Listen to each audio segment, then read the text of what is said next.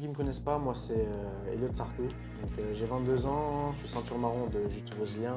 C'est dur dans le jiu-jitsu parce que faut être prêt un peu toute la saison en fait. J'essaie de réorganiser mes repas et d'avoir un repas léger le soir pour pouvoir dormir correctement. Je pense qu'à certains moments il faut commencer à s'entraîner intelligemment. Au moment, en quantité, il faut être plus efficace dans ses entraînements. Je pense que la France, on va devenir un des pays majeurs dans le jiu-jitsu brésilien en Europe. Transmis une émotion, j'avais envie de pleurer, c'était magnifique. 50-50, j'étais en train de bloquer. Et là, mon genou pendant le combat, il craque. Bah, la nutrition pour la récupération, c'est très très important. Bienvenue dans Le Labo, le podcast qui explore en profondeur l'univers de la performance sportive. Ici, on décortique les parcours, les stratégies et les méthodes qui permettent aux athlètes de repousser leurs limites. Le Labo est produit par Agon Data Nutrition, une entreprise dédiée à l'optimisation de la performance sportive à travers l'analyse biologique, la nutrition personnalisée et un suivi santé de pointe. Aujourd'hui, nous avons le plaisir d'accueillir Elliot Sartou, un athlète qui nous partage son expérience et ses secrets pour exceller dans sa discipline. Je vous souhaite à tous une bonne écoute. Bonjour Elliot, merci d'être ici. Bonjour Mathieu, comment ça va? Ça va très bien, merci. Je suis très heureux de te recevoir pour le premier épisode du Labo. C'est un plaisir, hein, franchement, c'est un plaisir. Également, plaisir partagé. Pour l'historique, je vais te laisser te présenter, mais juste avant, sachez, cher auditeur, que Elliot, c'était un de mes premiers clients sur ma société Agon. Et c'est également mon professeur de jiu-jitsu brésilien. Donc quasiment tous les jours, il me pousse pour être le meilleur dans cette super discipline. Donc ça me fait un grand honneur de t'accueillir pour ce premier épisode en tout cas. Un plaisir. Du coup, ce que je vais te proposer, c'est de te présenter rapidement pour les auditeurs qui ne te connaissent pas. Présenter qui tu es et qu'est-ce que tu fais. Ok, bah, pour ceux qui ne me connaissent pas, moi c'est Elliot Sartou. J'ai 22 ans, je suis ceinture marron de jiu-jitsu brésilien. Depuis, on va dire, 3-4 ans, j'essaie de vivre du jiu-jitsu brésilien. Je suis athlète, je donne des cours, j'arbitre. Et mon objectif, c'est vraiment d'être un athlète à part entière. Pour l'instant, je priorise athlète. Mais sinon, je suis un peu multifacette dans le jiu-jitsu brésilien. Ok, super, parfait. Du coup, je vais préciser effectivement, parce que ça c'est le côté humble des sportifs, et notamment sport de combat. Tu es quand même champion de France cette année. Champion de France, champion de France, CFJB en ceinture marron. Tu fais partie de l'équipe de France. Ouais. Donc du coup, tu participes aux compétitions internationales. C'est ça. Donc un beau petit niveau et j'espère que tu auras Merci, encore le meilleur dans l'avenir. Merci. Du coup, si tu peux présenter rapidement le jiu-jitsu brésilien, qu'est-ce que c'est? Parce que c'est vrai que c'est un sport qui est quand même assez récent, qu'on voit un peu, qu'on parle de plus en plus là récemment avec des Elon Musk, enfin, il y a plein de gens qui en font, et avec le MMA, c'est un peu mis en avant en France. Si tu peux nous présenter rapidement qu'est-ce que c'est ce sport? Alors le jiu-jitsu brésilien, c'est un sport de préhension du coup qui, on va dire, mélange un petit peu le judo et la lutte dans la partie debout, mais surtout qui va se finir au sol. Et l'objectif, c'est de soumettre son adversaire ou de gagner le combat avec des positions fortes qui nous rapportent des points. Du coup, il n'y a pas de coups, que des soumissions, des clés articulaires, des étranglements. Et du coup, en kimono, il y a une partie qui s'appelle le grappling, donc c'est sans kimono. Et du coup, comme tu as dit, là, en ce moment, avec le MMA, où il y a du grappling dans le MMA, ça met beaucoup en avant le jiu-jitsu brésilien et c'est en train de se démocratiser beaucoup en France actuellement. C'est en plein essor, donc c'est super, c'est bien pour toi d'ailleurs, pour la visibilité. C'est sûr. Et pour l'avenir, on va dire que c'est des beaux jours qui sont devant le jiu-jitsu brésilien. Ok, ça marche. Si on revient un petit peu sur toi, en termes de sport, c'est quoi ta première relation avec le sport? Ça a démarré par quoi? Alors, première relation avec le sport, je pense que mon premier sport que j'ai pratiqué en club, ça doit être le judo. Ok, Je pense que comme beaucoup d'enfants, quand on a 6 ans, nos parents ils ont envie de nous faire apprendre à tomber ou pour savoir peut-être se défendre. Mais en tout cas, c'est un sport où je pense que la majorité des personnes qui l'ont fait, actuellement, ils ne s'en souviennent plus de ce qu'ils ont fait. Parce que j'en ai fait pendant 3 ans. Et ensuite, j'ai arrêté, j'ai fait d'autres sports, j'ai fait du foot, j'ai fait un peu de tennis, j'ai fait du hand.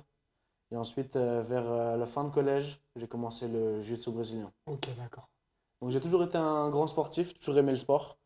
Dans les sports que j'ai fait auparavant, j'ai jamais fait de grosses compétitions, j'ai jamais été un gros compétiteur. C'est vraiment à partir du jiu-jitsu brésilien que vraiment la compétition la prépare dans ma vie. Du coup, c'est il y a à peu près 6 ans, 7 ans? C'est ça? C'est il y a 8 ans. Il y a 8 ans déjà. Là, j'ai 22 ans, j'ai commencé quand j'avais 14 en 3e. Et du coup, il y a 8 ans, c'était pas encore trop démocratisé, ça commençait peut-être un peu, parce que le MMA est interdit en France. Mm. La fédération de jiu-jitsu brésilien, ça fait très très peu qu'elle est vraiment reconnue, qu'elle est raffiliée, je crois, à la fédération de judo. Enfin, tu parlais de judo précédemment. Du coup, pourquoi tu as testé ce sport? Alors, j'ai un très bon ami à moi, j'ai toujours un très bon ami à moi. On était ensemble au collège, donc Ok. Bogdan Ok, d'accord. Yozev, pour ceux qui connaissent, il est professeur aussi dans la même académie que moi. Il fait plus de grappling, un peu du MMA. Ok. On était des bons amis. À partir de la quatrième, il a commencé le jiu-jitsu brésilien. Et on commençait à faire un peu des corps à corps dans l'herbe. Il Ouais, commençait à normal. faire des Ouais. techniques.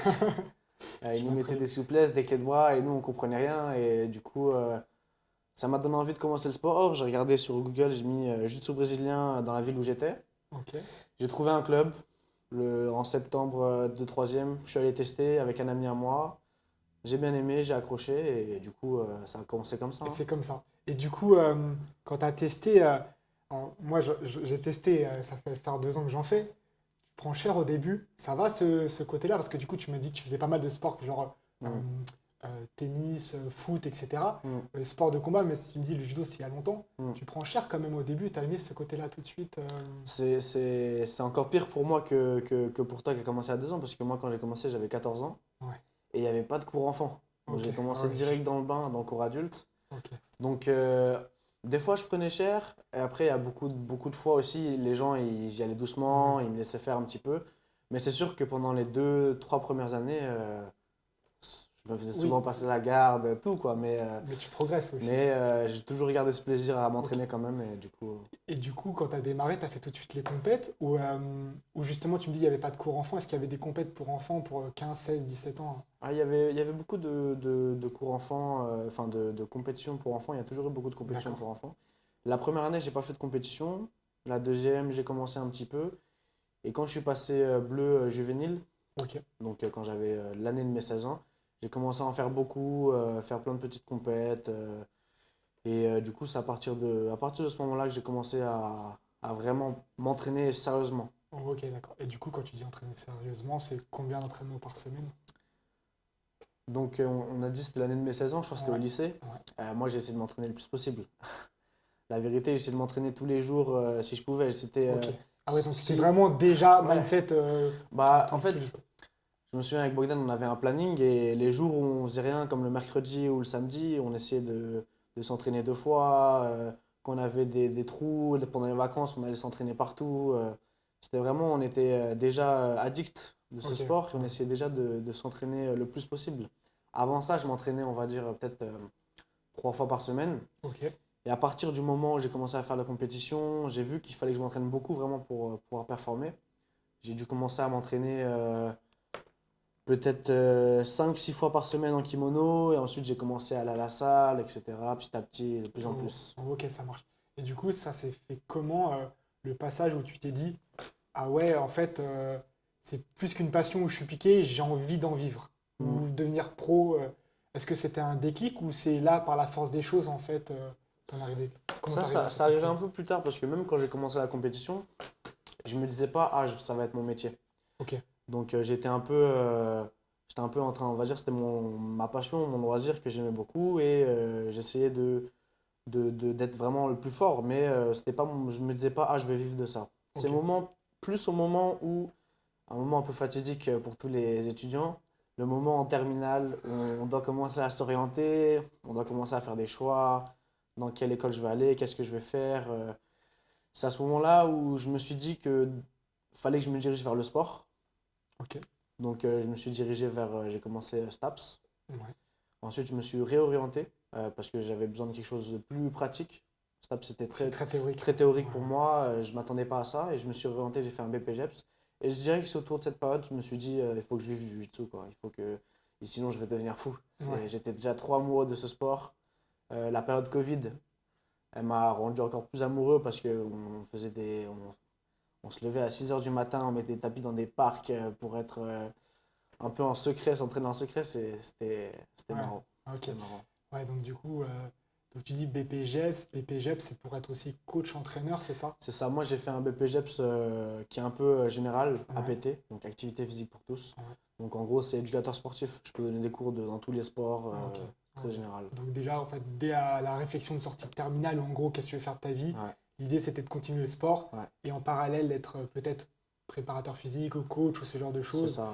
encadrant et toujours lié à ce sport, quoi. Ça te C'est permettait ça, c'est d'avoir ça. les deux. Ouais, je me suis orienté vers ça. Je me suis dit, fallait que je vive de ça, moi qui adore ce sport. Et c'était un choix difficile, mais j'ai tout donné Ok, pour ça. ok, ça marche. Du coup, on va passer un petit peu sur du coup, la partie entourage. Tout à l'heure, tu parlais, j'ai dû faire un choix en terminale et tout. Euh, Quand ce choix il s'est fait, comment c'est passé au niveau de ton entourage, peut-être au niveau euh, est-ce que ce choix, tu l'as fait avec ta famille, avec peut-être des encadrants, une structure? Aujourd'hui, comment tu es un peu encadré? C'est quoi un peu l'équipe autour de toi? Alors du coup, comme je t'ai dit, j'avais commencé STAPS.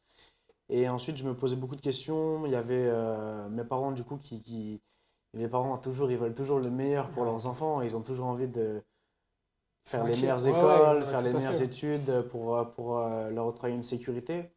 Et quand ils ont vu que je voulais un peu aller vers le sport, qui est, on va dire, un secteur peut-être moins honorifique que d'autres écoles, d'autres secteurs, ils ont commencé à se poser des questions, à me dire est-ce que tu es sûr, etc. Et c'est moi qui ai dû les convaincre par ce que je faisais, par mes actions, par mon sérieux. Et du coup, ouais. Et il y a aussi mes professeurs qui m'ont guidé du coup vers BPGEPS. Quand j'avais des doutes, je commençais à poser des questions. Mon premier professeur, Mathias Jardin, qui est Ouais, actuellement mon entraîneur en équipe de France, d'accord. je lui ai demandé, mais toi, t'as fait quoi justement? T'as fait quoi pour être professeur, ce que tu fais actuellement? Parce que je pense que Mathias, à l'époque déjà, il vivait, on va dire, presque du jiu-jitsu. Et je lui ai demandé, il avait fait quoi comme étude? Il m'avait dit, il a fait un. Lui, c'est différent parce que c'était judo, un BPGEPS judo. Ok, oui. Mais en gros, c'est ça qui m'a orienté. J'ai fait mes recherches, j'ai vu que c'était sur un an, en alternance, du coup directement dans le monde du travail. Mhm. Et du coup, bah, je suis allé, hein. Ok, ça marche. Ouais, ça s'est fait comme ça. Et donc, du coup, là, tu as parlé de l'équipe de France, Mathias Jardin qui t'a conseillé. Là, aujourd'hui, si tu parles un petit peu de l'écosystème autour Mm. d'Eliott, Ouais. ça se passe comment aujourd'hui? Est-ce que tu as un club qui t'accompagne là-dessus? Est-ce que c'est toi qui vas piocher à droite, à gauche sur différentes entités? Ça se passe. Alors, Comment tu te structures? bah, principalement, ça va être, bah, j'ai du coup mes deux entraîneurs Ouais, qui sont Kenji Set et Reda Hamzaoui, ouais, qui sont donc les deux nouveaux entraîneurs à Bourg-la-Reine. Anciennement, quand j'ai commencé, c'était Mathias Jardin. ouais. Et Mathias, il a dû changer de travail, de secteur. Du coup, c'est Reda et Kenji qui l'ont remplacé. Du coup, c'est mes deux coachs actuels. J'ai de la chance. J'avais un ami à moi qui doit me coacher à l'époque au foot, Ok, au football. Il me coachait, qui est kiné. Et du coup, le bon filon. quand j'ai commencé le jiu-jitsu, bah, il avait aussi commencé le jiu-jitsu. Et du coup, au fur et à mesure, il m'a fait des soins, j'allais vers lui. Et du coup, on va dire, actuellement, c'est mon kiné, donc c'est Amir Haddad. Et Ouais, donc, sur ce côté-là, au club, j'ai mes coachs, j'ai mon kiné qui est au club. Mon préparateur physique aussi, encore un bon filon, c'est le préparateur physique de l'ACBB Judo. ok, d'accord. Donc, quelqu'un de très très compétent. Et je suis rentré en contact avec lui par rapport à Reda, qui lui faisait la prépa physique là-bas aussi, mon professeur. Il m'a fait rentrer en contact, il a vu que j'étais sérieux, et donc là, actuellement, prend bien soin de moi. Super. Donc, ouais, c'est un peu par les réseaux, tout ce qui est entourage. C'est pas encore quelque chose de très professionnel, ou par exemple comme au football, où mon club qui me paye un kiné, qui me paye Ouais, un préparateur physique. C'est un peu petit à petit, ouais. tu trouves les choses, c'est Ouais, pas tout direct. ouais, je vois, en fait, en gros, ton club, il t'apporte les compétences techniques, les Ouais, entraînements pour progresser dans le jiu-jitsu. Et après, toi, c'est toi, par tes relations, par ton c'est club, ça. etc., qui a trouvé un kiné. En gros, tu as un Ouais, kiné, tu as un ouais, préparateur ouais. physique. Exactement. Ok, ça marche. Bah, parfait, c'est clair. Si on avance un petit peu, si on regarde un peu, toi, ton approche de la performance, aujourd'hui, t'as un champion, on dit que tu es en équipe de France, Mm. tu vas avoir des échéances, je pense, internationales à venir, ou même ton titre à remettre en jeu de champion de France. C'est quoi, comment tu gères ton statut, la pression, l'approche des événements? Euh, c'est dur dans le jiu-jitsu parce que faut être prêt un peu toute la saison en fait, parce que il y a beaucoup de compétitions qui sont importantes. Ouais, Toute la saison, il n'y a pas que à la fin de la saison, au début de la saison. Donc toute la saison, faut être prêt. Et toute la saison, il n'y a pas une compétition qui, enfin, il y a des compétitions qui est plus importante que d'autres, mais faut être prêt, chaque compétition, faut être prêt. Ça veut dire, la pression, il y a toujours de la pression, il faut la gérer. Bien sûr, après, le fait d'être peut-être en équipe de France, tu as l'impression qu'il faut se mettre plus de pression. Après, faut justement essayer d'enlever cette pression, de se dire que le mec qui vient d'un club perdu dans le fin fond de la France, qui n'est pas en équipe de France, il va à la compétition, au final, c'est la même personne que toi. Il va à cette compétition, il va prendre des combats, il va combattre, pareil que toi. Et ce qu'il veut, c'est gagner. Du coup, il faut essayer de s'enlever cette pression, justement, de juste, faut se concentrer sur sa préparation, d'être prêt Tu physiquement, t'es bien entraîné, tu es prêt techniquement. physiquement, exactement. Ok, ça C'est marche. ça, en fait. Et du coup, donc ce que je comprends, c'est qu'en fait, au début de l'année, peut-être à part peut-être un mois off l'été, tu es à peu près constamment prêt parce que tu as des compétitions qui jalonnent ta saison, Mm. plus ou moins, même Ouais. si tu as peut-être des grosses échéances, peut-être championnat de France, Europe, monde ou ce genre Mm. de choses. Du coup, c'est quoi ta journée type ou ta semaine type que tu as mis en place aujourd'hui? Alors, ma euh,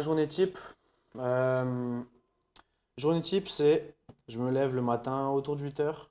Ouais, Je vais à la prépa physique, donc ça à Boulogne, donc ok, autour de 10 heures du matin. Je fais ma prépa physique, je peux finir vers 11 heures, 11h30. Ensuite, souvent, j'ai des cours le midi, donc je donne des cours dans la forêt. Et du coup, ce serait le midi jusqu'à 13h30. Je donne un cours. Des fois, je m'entraîne pendant ce cours, des fois, je ne m'entraîne pas. C'est mon choix, ou je peux faire technique, très flow. Ça va dépendre de l'entraînement en fin de journée, si je veux que ce soit un entraînement dur ou pas dur. ok. Donc, je vais un peu choisir, ça dépend des jours. Donc après, je rentre chez moi, j'ai le temps de me poser un petit peu, 1 ou 2 heures. Je me Ouais, pose, je me repose un petit peu. Parfois, j'ai des cours aussi l'après-midi, le cours des enfants. ouais, Et ensuite, le soir, j'ai mon entraînement. Donc souvent, c'est à Bourg-la-Reine. Certains soirs, j'ai pas l'entraînement, mais souvent, l'entraînement, c'est le soir. Et ça va être souvent le gros entraînement de la journée.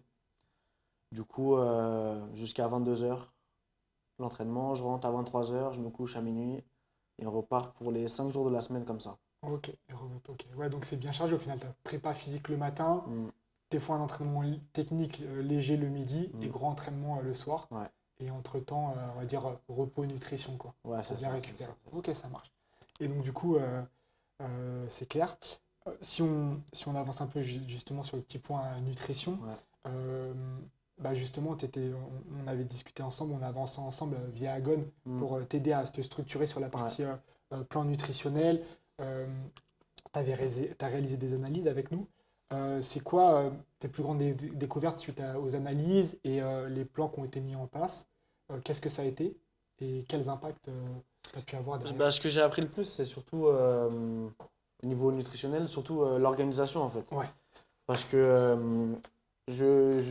bah, ça fait longtemps que je fais du sport, je m'informe, je prends des conseils à chaque fois autour des gens qui m'entourent. ouais, Donc je connaissais un petit peu, je savais à peu près comment m'organiser.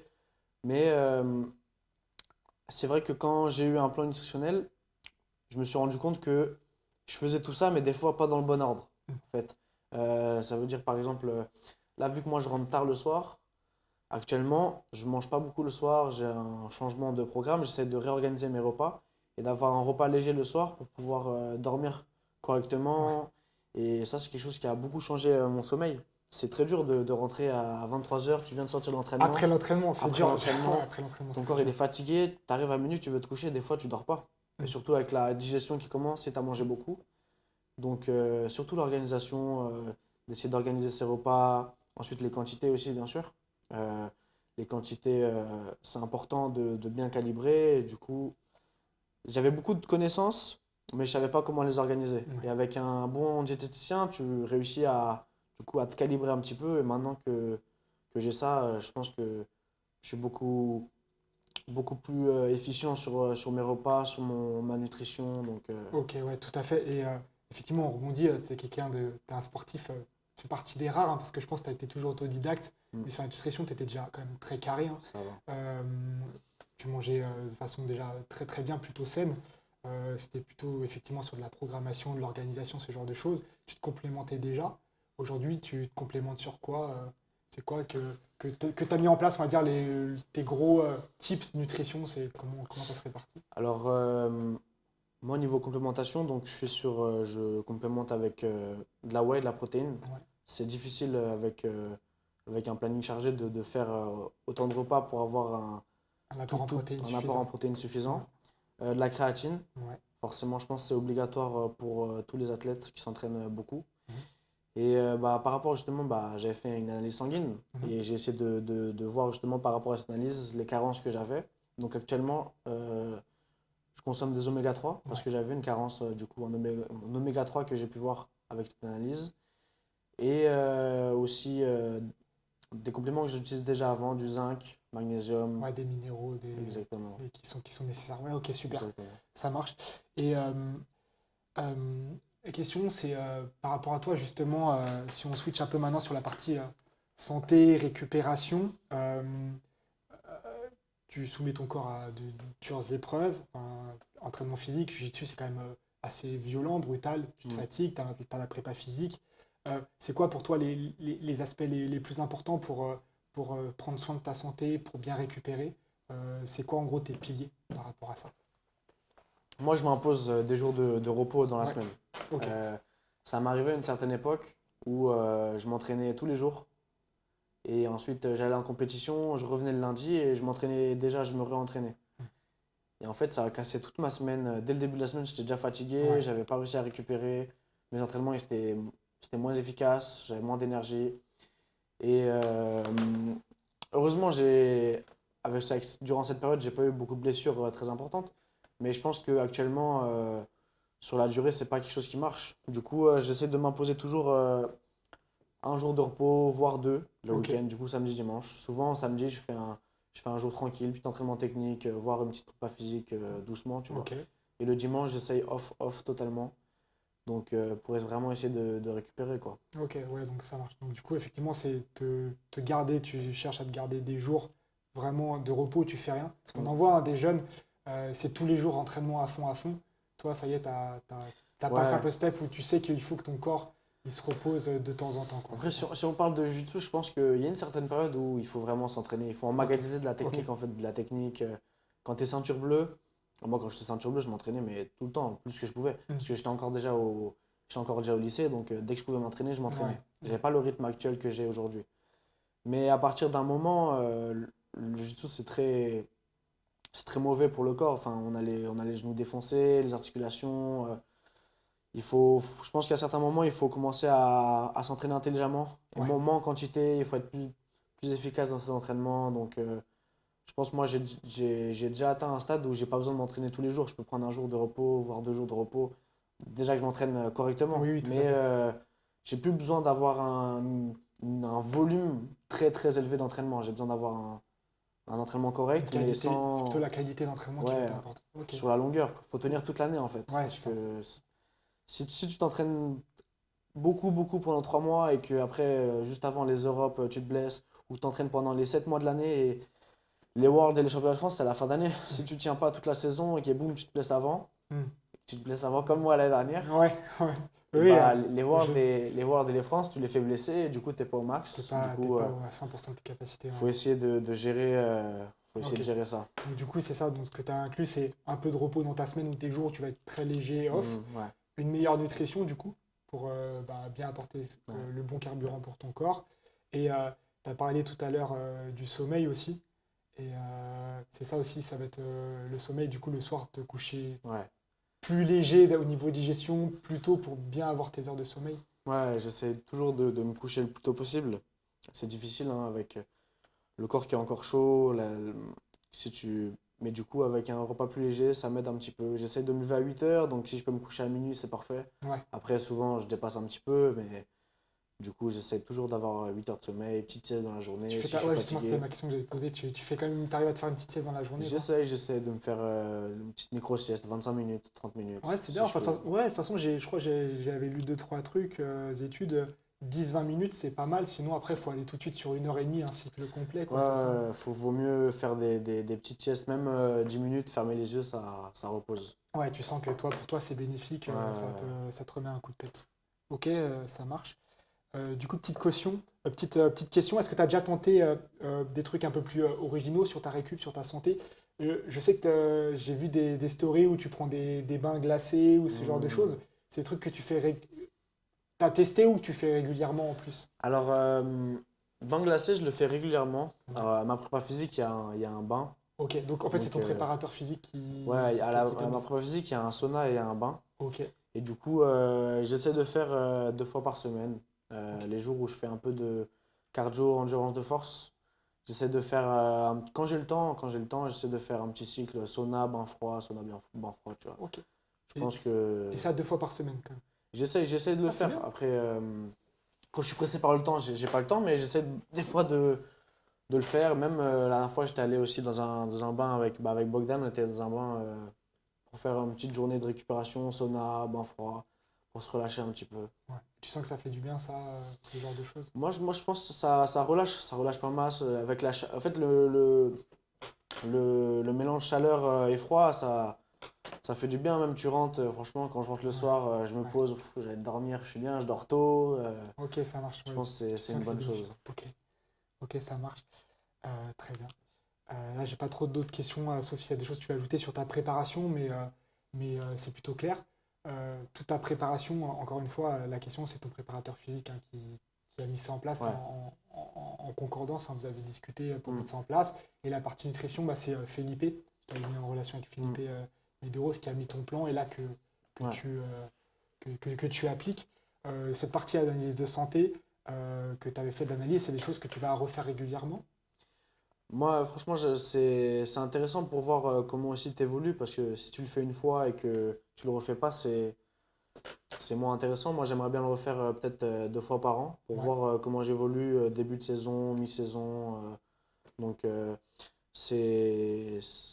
en plus, franchement, quand je vois le détail, ça me donne envie de l'améliorer. Ouais, ouais, J'ai envie de l'améliorer. c'est l'aspect compète. Ouais, ouais, en plus c'est vrai que chez Agon, on met des petits codes couleurs, des pourcentages, parce qu'on sait que les sportifs, donc toi, t'étais très bien, mais il y en a. Je crois que j'étais à 68 sur 100. Ouais, ouais, non, t'étais bien, mais il y en a d'autres qui me disent, ouais, non, mais moi je suis au poids, ça va et tout, et quand ils ont leurs résultats, je sens l'esprit de compétition, ils font la gueule, parce qu'ils disent, ah non, ça va pas du tout. Même au-delà de la santé, en fait, c'est l'esprit de compète. Ah non, la prochaine fois, je vais péter le score. Donc, je te comprends. Je te comprends, ça marche. Du coup, maintenant, on va passer sur un autre sujet qui est l'aspect un petit peu, on va dire, gestion de carrière, financier. Toi, aujourd'hui, tu disais que tu coachais. euh, Est-ce que tu as des sponsors? Est-ce que tu as des aides, je sais pas, d'une fédé, d'un club? Ça se passe comment aujourd'hui? Comment tu peux réussir à vivre de ton sport? Alors actuellement dans le jiu-jitsu, d'être purement athlète, Ouais, en France, je crois qu'il n'y en a aucun. Je d'accord. suis pas sûr, je crois qu'il n'y en a aucun. Quand je dis purement athlète, c'est euh, faire que ça. Juste je m'entraîne et j'ai un salaire par rapport à ça. Tous ceux qui vivent du jiu-jitsu, ils font soit des réseaux sociaux, ok, ils Ouais, sont payés par des réseaux sociaux, ils vendent des programmes sportifs, d'entraînement, ils donnent des cours, mhm, ils donnent des séminaires, ils arbitrent. ouais, En fait, ça veut dire, il n'y a aucun athlète, il y a aucun, enfin, le footballeur, il s'entraîne, il a sa paye qui rentre. mhm, Nous, mhm, on s'entraîne, on n'a rien qui rentre. Ok, actuellement, ça veut dire, c'est encore un sport qui est très amateur. ouais, On est obligé de faire plusieurs choses, plusieurs corps de métier mhm. pour en vivre. Ouais. Donc du coup, ouais, si je comprends bien, vous n'avez pas vraiment de prime si vous gagnez ou ce genre de choses. Alors peut-être Le Monde ou France ou ce genre de Bah, en choses. fait, ça va dépendre des contrats que tu as avec tes sponsors. Euh, dans certains, Mais c'est lié au sponsor du c'est coup. lié au C'est sponsor. lié au C'est lié au sponsor. sponsor. Ça Ok. veut dire, avec certains sponsors, tu gagnes certains types de compétitions, tu vas avoir une récompense. Il y en a d'autres, peut-être, qu'ils ont des arrangements avec leur club Ok. aussi. Il y a beaucoup de clubs qui aident les athlètes, hein. Mhm. Par exemple, dans un club, il y a 2 athlètes internationaux. Bah, le club, il va faire des efforts, il va aider les athlètes parce que bah, faut les aider. Comme ça fait progresser le club, etc. Donc, faut essayer de gratter un maximum un peu partout. Ok. Donc, moi, par exemple, je donne des cours de jiu-jitsu brésilien. Ouais. J'arbitre aussi la CFJB. Ouais. D'accord. Donc, ça veut dire, ça, c'est mes 2 plus grandes sources de revenus. Et après, j'ai un sponsor depuis 2 ans qui est Athlète on the Mat, Mhm. donc qui me fournit de l'équipement, qui me rembourse certaines compétitions. Pareil, il y a quelques primes. J'ai par exemple la CFJB aussi. Ouais. CFJB, donc je suis en équipe de France. Ok. Donc j'ai aussi des remboursements de certaines compétitions. Ok. Euh, j'ai des équipements aussi. Je peux avoir des stages qui sont partiellement payés par la CFJB. Ok. D'accord. Et là par exemple mon kiné, il me fait ça, enfin on a un arrangement entre nous, mais si c'était un autre kiné, il m'aurait fait payer. Pareil pour mon préparateur sportif. En fait, ouais, faut essayer de trouver des arrangements pour... C'est ça, ouais. Aujourd'hui, en fait, effectivement, c'est ça. trouver des finances par des petits métiers liés au jiu-jitsu, coaching, arbitrage, etc. Et après, c'est lié aux sponsors ou des arrangements pour réussir à s'en sortir. Mais ouais, c'est sûr, si je devais choisir ce que je pouvais faire, c'est... Moi, j'aimerais juste m'entraîner. J'aime bien donner des cours, mais mon objectif premier, c'est d'être athlète. Ouais. Et du coup, ouais, je te pose une question. Et du coup, tu dis, ouais, bah, en France, il y a cette situation qui est comme ça, où là, pour l'instant, tu arrives à en vivre, mais c'est pas... effectivement, tu dois faire des choses à côté. Exactement. Il y a d'autres pays où tu peux vraiment vivre de ce sport, hein, parce que je vois aux États-Unis, au Brésil, ou ce genre de choses, mais est-ce que vraiment les athlètes en vivent? Ou c'est pareil? Il y a d'autres pays. En fait, il y a d'autres pays qui en vivent, c'est sûr. Il y a dans d'autres pays, certains en vivent, mais en fait, c'est pas surtout question de pays. Bon, je pense que c'est question de personnes, en fait. Si tu es dans le top mondial, tu vas réussir à avoir des sponsors qui vont réussir à te financer beaucoup plus, ou même ton club, il va te financer beaucoup plus.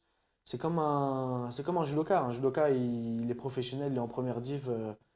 S'il gagne les championnats de France, peut-être qu'il va gagner certaines choses, mais s'il ne gagne pas, Oui. En fait, ça dépend de son niveau. Ceux qui en gagnent bien au judo, c'est ceux qui font les Jeux Olympiques ou Exactement. qui font des gros titres. Les personnes qui en vivent du jiu-jitsu brésilien, c'est le top niveau des Brésiliens ou des Américains qui sont là au Brésil, qui ont des bons contrats en sponsor, ou leur club aussi qui leur paye. Actuellement, il y a quelques clubs qui commencent à faire un petit peu comme dans le foot, je dirais des transferts. Donc avec des salaires. Il y en a beaucoup, beaucoup aux Émirats. Parce qu'ils ont envie de développer justement ce sport aux Émirats.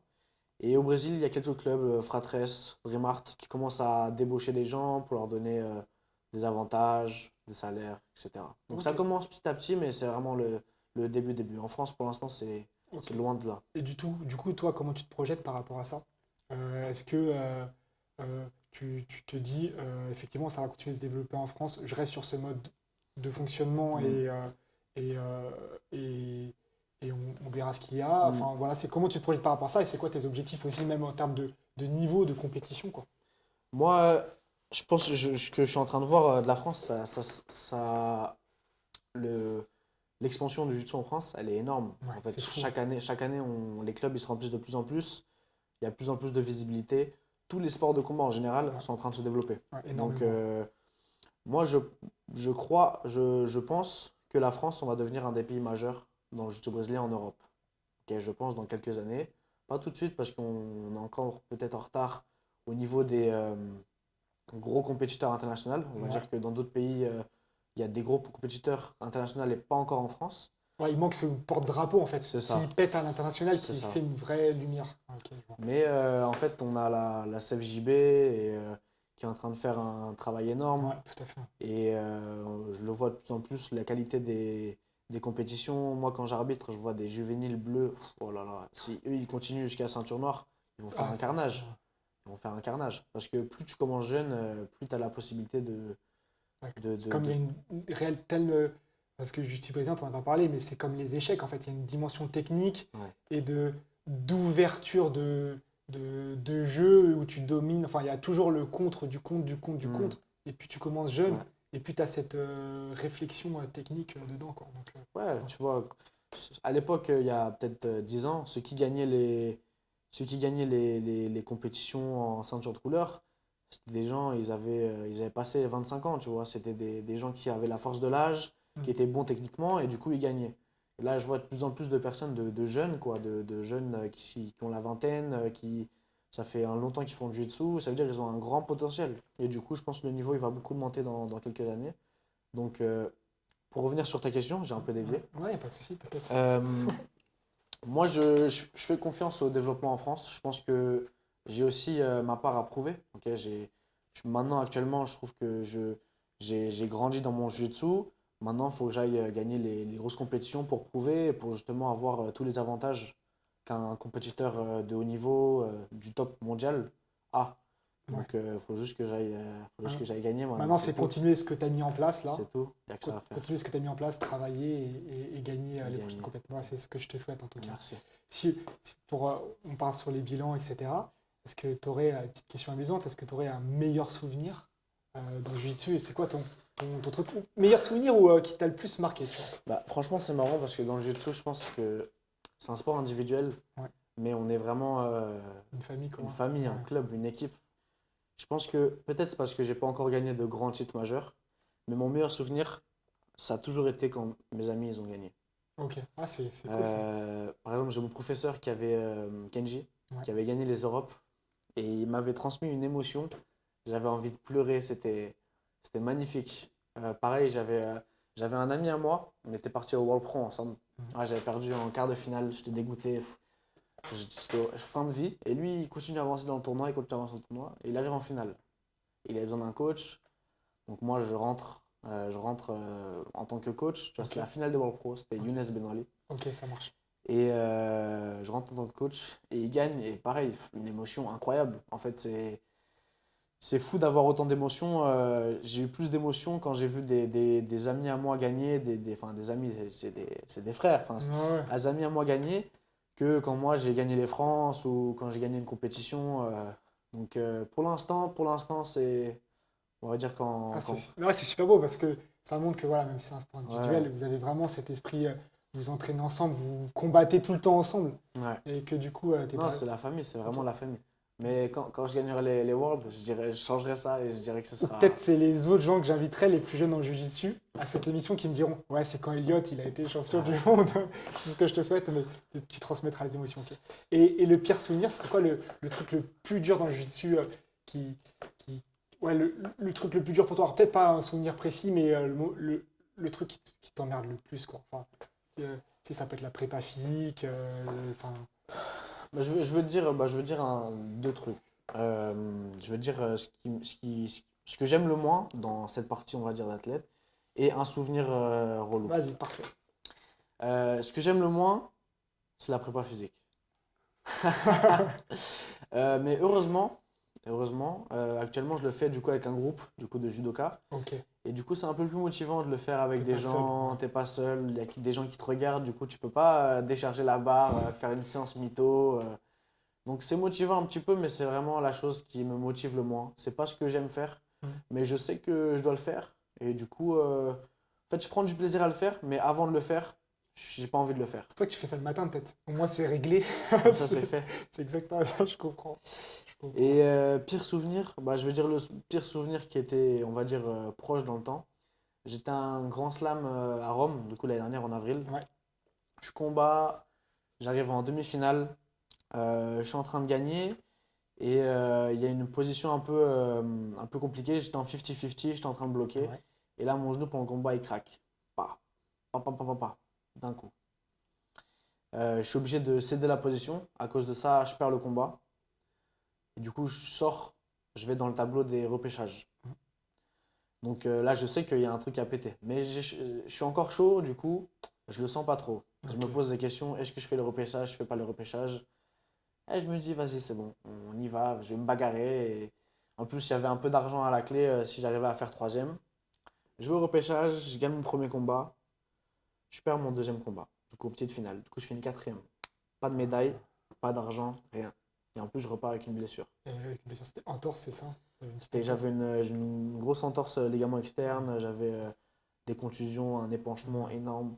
Le Ouais. lendemain, je me réveille, je peux pas poser le pied par Ah, terre. un enfer. Heureusement que j'étais pas tout seul, j'ai demandé à un ami d'aller acheter une béquille. Et du coup, je marche avec la béquille jusqu'à l'aéroport. Jusqu'à là, c'était marrant, on rigolait un petit peu. Parce que t'es dans l'ambiance, t'es Ouais, avec un ouais. ami, t'es à Mais Rome. quand tu te retrouves chez toi Mais à te attends, dire. attends, justement. Ensuite, j'avais un ami qui avait le vol plus tôt. Ouais. Et du coup, lui, il part et moi, je me balade dans l'aéroport avec une béquille, je galère, je marche, j'ai mal. Je rentre chez moi et ma mère, elle vient me chercher et je suis posé dans la voiture et je fais, j'ai pas envie d'être vulgaire, hein, mais je fais, punaise, c'est la fin de la saison, c'est fini. En fait, je me suis, mentalement, ça allait, ça allait, ça allait. Ensuite, Et la retombée. Ouais, t'as réalisé fatigué, que. Ouais. fatigué, fin de journée, c'était le soir, Ouais. j'étais, punaise, fin de saison pour moi. La dernière fois, j'avais une entorse ligament interne, j'avais pris 3 mois à revenir. Et là, dans un mois et demi, j'avais les Worlds. Ouais. En 2 mois, j'avais les France. Et pour moi, j'avais déjà tout prévu, je devais y aller. Dans tous les cas, j'allais y aller. Et je me dis, punaise, c'est fini, fin de saison. Presque saison blanche du coup, parce que c'est l'objectif de fin d'année. Voilà, j'ai les deux plus grosses compétitions, je ne veux pas pouvoir les faire. Je suis dégoûté.